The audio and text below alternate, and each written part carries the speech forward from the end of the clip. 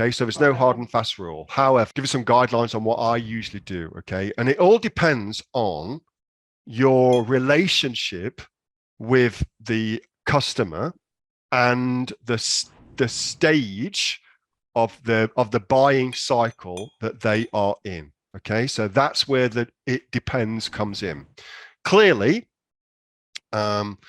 if you've got a good relationship with the customer, aka they know you, they like you, and they trust you, you can give less discount because you haven't got to provide the same financial incentive to overcome their inertia, their reticence, their mistrust of who you are. Okay, you haven't got those things to overcome.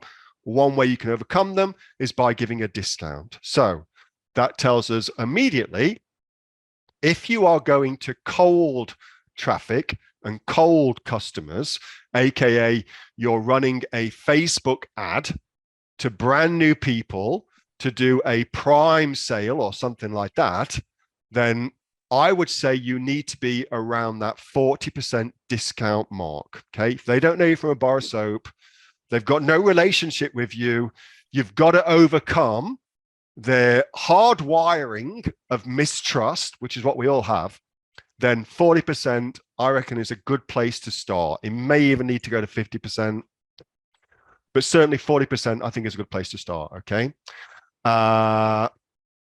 If you've got a buyer that is on the fence, like, for instance, if they have been to your cart on Shopify and added something to the cart, and then they just didn't check out for some reason, and there's all sorts of reasons why people don't check out, okay? But cart abandonment can be very, very high, like 50% high. So if you've got that kind of person where they're on the fence, or there's somebody potentially comparing two things in their Amazon shopping cart, because that's how a lot of people shop on Amazon, they'll put things into their cart, and then they go to their cart, and then they make their final decision before checking out. Heaps of people shop like that. So if you've got that, so they've already kind of made the decision to buy, and you're a contender to buy, you just got to get them over the line. 20% will absolutely get them over the line. Okay, in that kind of situation, 20% gets them over the line. So that's, I reckon, the right place to go in that situation. And then the final place would be, imagine that you've got a relationship with a customer, with a prospect, and they know you, they like you, they trust you. And now you're either introducing a new product to them, or you're a product that they previously purchased and you're wanting them to buy that product again. Then in that situation, 10% is usually enough to get them over the line, to get them to take that next step. But you've got to have the relationship with you.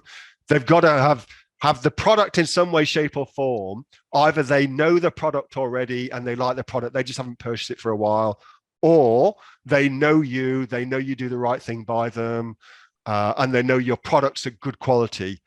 In that situation, 10% is enough to get them over the line. Okay, so that's the three different most common situations and the appropriate amount of discount that I would certainly start your testing with, based on that. Okay, that was a video from my regular Monday night session with the members of the Aussie Online Entrepreneurs. We are a community of e-commerce professionals right around the world, making sales on Amazon, on eBay, on Shopify, all sorts of different places, with sales, by the way, of over $50 million. There's 2,500 members and growing. We're actually the fastest growing community of e-commerce professionals in Australia right now. If you'd like to find out more about what we do, and also come and join us, of course, then get yourself off to www.aussieonlineentrepreneurs.com.au. The link for that is in the description, and I will see you